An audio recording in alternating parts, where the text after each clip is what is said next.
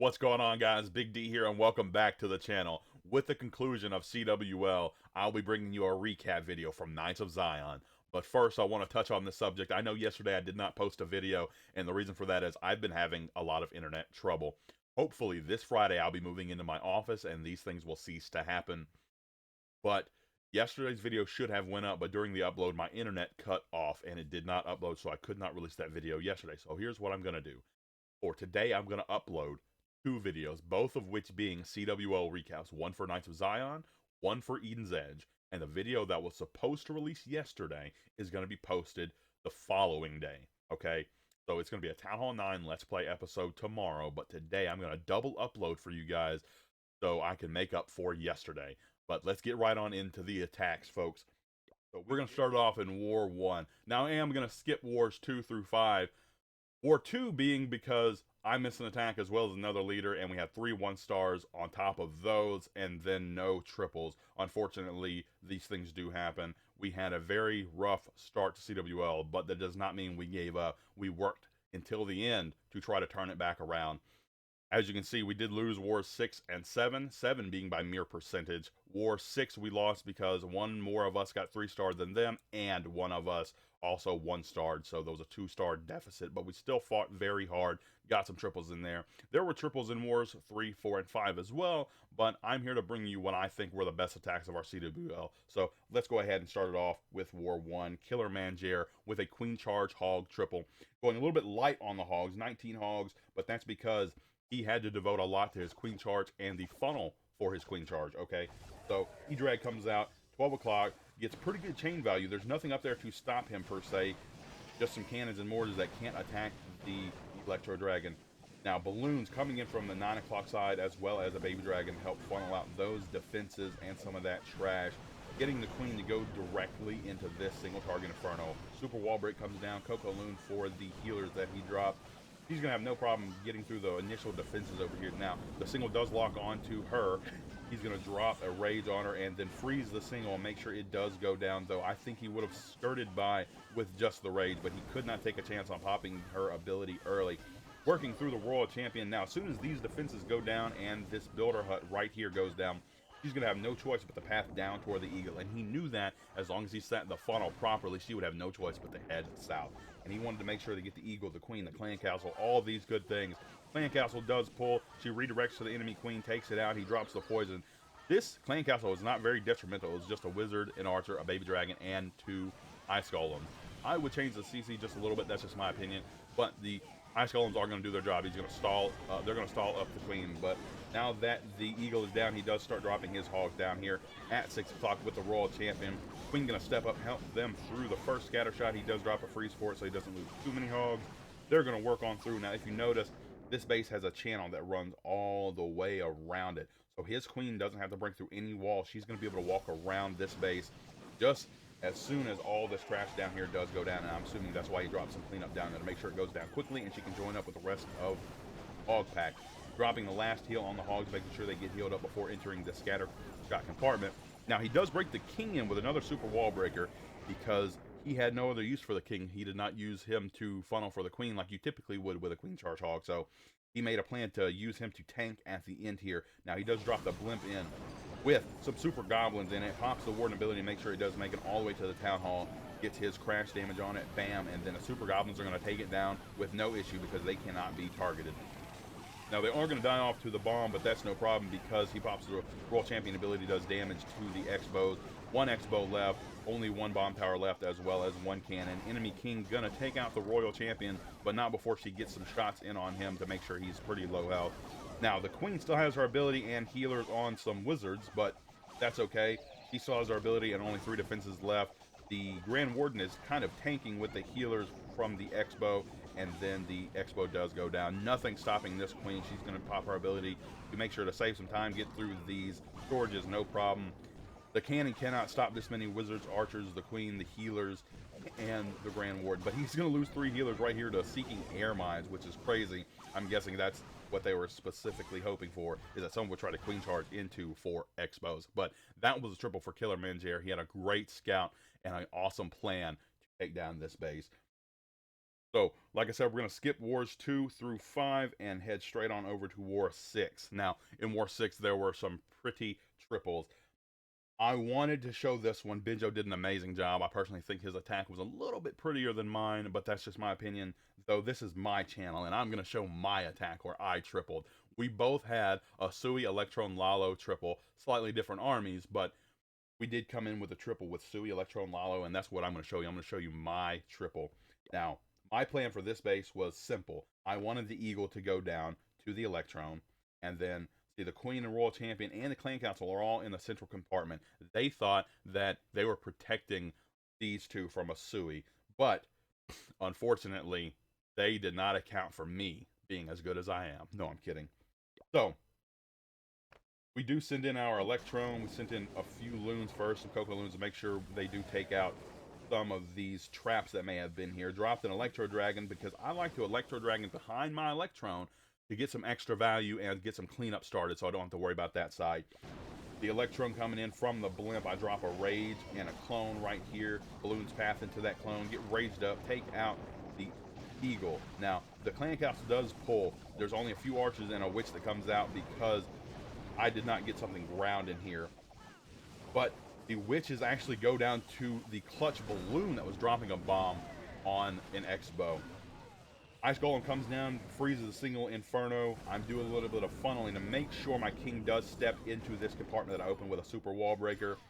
I'm going to hold on to my Queen for now so she doesn't path differently. I make sure these skeletons go down first, and then he steps into that single target Inferno compartment. Then I drop my Queen on the mortar. I froze the single so my King didn't have to pop his ability quite yet. As soon as it comes unfrozen, I pop his ability. They're getting through these skeletons just fine. The single target Inferno comes down, and then the Royal Champion and Queen come in right behind. So I poison over the enemy heroes, the King, the Queen, and the Ice Golems. Now, unfortunately, the Royal Champion did not step up, but that's okay, because I actually did not plan to take her out anyway. I wanted to make sure the Queen went down, and usually with a Sui Lalo, you want the Royal Champion to go down as well, but I didn't find it necessary, and here's why. So, Royal Champion actually used her ability already. Gonna take down that X-Bow and die off before. Oh no, she actually had her ability. I'm not sure why I didn't see her ability, but she did just pop her ability, get through the Grand Warden altar, and then I earthquaked the Town Hall because I was only at 40 some odd percent, and I wanted to make sure my balloons would target the Town Hall. So I brought that earthquake to make sure I could activate it. Here comes the Lalo portion. Moving on in now. Hindsight, I should have popped my Warden ability a little bit earlier because I would have saved some extra balloons, I think. Or rather, got some balloons in the ability that actually avoided the Town Hall altogether in the end. But here we go. I'm going to pop the ability right here and get one balloon from the Town Hall side, and then the balloons that we're taking from the scatter shot. I'm going to freeze the scatter shot, but unfortunately, I hit the tornado trap right there in the scatter shot compartment. But scatter shot is going to be distracted by one balloon because the other balloons are in its vicinity where it cannot attack. It does go down. Haste coming in. Bottom side, I'm dropping a few extra balloons, which I think actually won the attack. 3 balloons in the core there. Gonna get tied up with a few bombs, but they do take down that single target Inferno that was actually a little bit weak from the Queen earlier. Now, there's only 3 defenses that can be detrimental to my attack. That's a Wizard Tower and 2 Teslas. I had a Hound that didn't pop, actually, so I probably could have done a little better with my deployment to make sure he does pop for, or tank better for the balloons. But nonetheless, we did get the triple. Nothing left to contend with my balloons. They're going to take down the last defense, which is the bomb tower, and head on over for some cleanup. I had cleanup on the backside deployed. As soon as I got about 60% through the base, I made sure to drop some minions up there to clean it up. And that's going to be for the triple with my Sui Electron Lalo 13v13. You can see my comp right here. Now, this is not a normal comp. I usually wouldn't even run the Earthquake. I typically get to 50% or the Town Hall activates one way or the other. If I had to drop some dragons or a dragon and some balloons in a blimp and go after the Town Hall, I don't always. Electron Lalo, Sui Lalo is most of the time what I'm trying to learn and progress with. But Electron Lalo is really fun, and if you can get the value, it is really awesome. So, moving into War 7. Now, Sir Cello Pup, like I said, he had plenty of triples. He was a monster, the CWL. But none were better than, than this one, in my opinion. I loved this attack because he had a huge brain. He knew to take advantage of this base. Early on in CWL, he had super wall breakers, but as soon as those fell off, he said, you know what, let me go ahead and get super goblins. Maybe they can help me with a funnel or something of the sort. And on this base, it has an external clan castle. He uses 5 sneaky goblins to come in here and take them out. No problem. So when the CC goes down like that under the sneaky goblins, they don't pull it because they're sneaky. And also, once it goes down, nothing can come out of the clan castle. And he knew that. It was external. There was a hole for his goblins to get in there, and it goes down. So he has no way to deal, no reason to deal with that. It's gone. Done. No clan castle. So the queen comes in, 12 o'clock. Now, I thought he was going to go in and dive for this eagle. And I was wondering his plan there because he didn't have a super wall breaker. He didn't wall breakers, but he didn't really want the queen to go in and take this eagle. He had a better plan. So he's going to use the queen. He's going to see where the queen's going to go. And as soon as he figured out that she was going to go down, drop his king and a yeti on this right side, the funnel on this right side, drops a few hogs, and these hogs actually get quite good value with the king tanking. So the arch tower goes down. They're going to step into this Tesla compartment. The Tesla's going to go down. The king is going to take down the cannon, no problem. Pop his ability pretty soon, I presume. Right there, there we go, getting through the storage, pushing on through, but still tanking. Now, the hogs are going to take out the air defense and get a few shots on the eagle as well, just get some damage done. King getting a lot of value down here with this yeti. The yeti mites are going to come in and take down an archer tower as well. King's still working through some trash. Now, what he really did was set a funnel on both sides of the eagle where his hybrid portion would come straight in at the eagle and target it directly and move down the center line of this base, which was very smart. I wouldn't have thought to attack it this way. Queen's still up, hasn't really used anything on her until just now. Drops the first rage on the queen. He brought 4 freezes. I didn't even notice this. 4 freezes and only 1 heal for his hybrid portion. Hybrid portion coming in, they're targeting the eagle directly. Everything else pushing in behind. World champion hogs. They're going to get stalled up a little bit by this tornado trap, but nonetheless, they're working on through. He freezes both Infernos. Queen's going to take out 1. The healers transfer to the hybrid portion. Skeleton's popping up in the right Inferno compartment, but that's not a problem. He's going to pop the warden ability for the blimp, so the blimp can get in here and take out this town hall. Freezes over the town hall and a scatter. The crash does some damage to the town hall, activating it, and Yeti's going to take it out, and then both scatters go down at the same time. Still has the ability from the royal champion and a lot of hybrid still left up. A few hogs dying off, so he just really has miners left, but it's a lot of miners. As soon as this arch tower goes down, he's going to pop the royal champion ability. She steps up and takes out the cannon, does a lot of damage to the single target Inferno. The enemy king goes down. There's a lot of miners left, like I said, and this is going to be the triple with his hybrid. There was nothing stopping him once he took down the clan castle with those sneaky goblins. Once you don't have to deal with that, now keep in mind, they were baiting. They were hoping someone would just go straight for the town hall. But Cello was smarter than that. He came in from the opposite side. It didn't have a lot of traps on it. And he made a plan to make sure the town hall went down. And he killed it, this CWL, with hybrid. He was just smashing bases left and right. But the final attack of the video is going to be, where is it? Number 13, Benjo.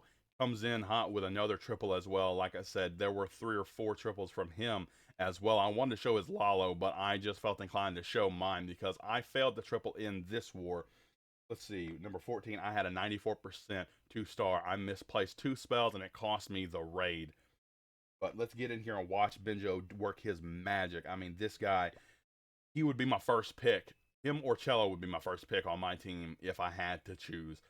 Because they're insane on how they plan and how they go about their attacks. But he's going to come in with hybrid. Now, keep in mind, Benjo is an air attacker. He does not hybrid very often at all. I think his first 2 real attempts at hybrid were in this CWL, and he tripled both times, I believe. Now, he's amazing at queen charges in general. This man can queen charge anything. Put anything on the other end of the queen charge, but he can queen charge like a master. Dropping the queen after doing a little bit of funneling with a baby dragon, and he holds on to the healers until he needs to drop them. And that's what makes him a pro queen charger. So he breaks in, and that break was just insane right in here. It targeted a 3 or double layer wall and still got into where she could reach the town hall. Healers finally coming down.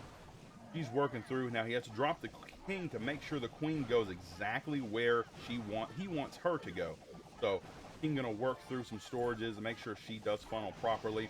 Clan Castle does come out, not too detrimental. Is gonna stall her up for time for a little while though with this Hound. No rage comes down. I thought he would rage through this, but he again is smart. He is very conservative with his spells. That if he doesn't need to use them, he doesn't use them. Queen gonna work through this Hound, no problem. Nothing stopping the Queen or the healers. Nothing to take them out. She's gonna step up to the enemy King. He probably does rage through this though, right? Yeah, there we go. Rage comes down for the enemy King because I don't think she can stand alone against the King without a little bit of help, at least a minion or two to do a little extra damage. Multi-target Inferno is going to lock onto her, but it's not too much a problem. They can't do too much damage to her. Barracks come down at 12 o'clock to finish off the funnel up here after the King dies off. He's going to drop another rage, trying to push through this as fast as possible. Freeze over the multi so the healers don't go down and the Queen doesn't die off. Queen against Queen action. Enemy Queen does go down as well as the enemy scatter shot. She is going to take down the enemy Town Hall. There we go, but she lost most of her healer, so only one healer left. She pops her ability. She also activates the Tornado Trap, which probably was big for his hybrid portion. They didn't have to get stalled up on it. But a lot of hogs, max hogs and miners coming through the base here. Eagle goes down without getting any shots off on these, and he has a raid, a heal, and another freeze to go. Ward ability pops for the scatter shot. The last scatter shot on the base goes down. Rages through the bottom compartment here and heals as well. That's through a multi-target Inferno, a bomb tower, and a wizard tower. And as soon as all of that goes down, there's almost nothing stopping him from tripling this base.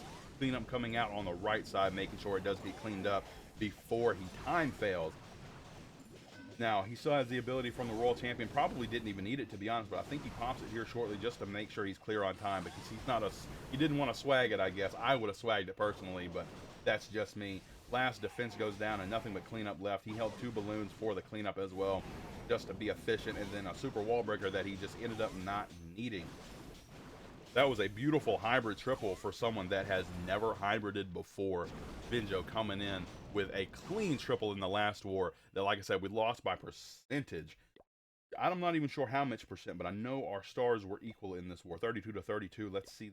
Oh, we lost by about 6%, so a significant amount of percent. It wasn't that close, but it was close enough where it was just a few percent off. Wow. And let's see, what did it? Did we 1-star and triple? No, so no 1-stars. They just, wait, they 1-star. What, wait. Okay, so they 1-starred and tripled 1 extra time is what happened to tie. Yeah, that's what happened. Okay, I got it. Well, that's going to be the conclusion of our CWL recap for Knights of Zion. We did not promote. We did not demote. We stayed in Champs 3. We had a very poor, we had a very poor performance, though, all around. We ended up 5. So, bottom half. Unfortunate, but it is what it is. Things happen. We are going to push up to Champs 2 next season. No problem. I promise that. Maybe. But that's going to do it for me today, folks. Thank you for tuning in to this CWL War recap for Knights of Zion. You are all amazing, and I'll see you in the next one.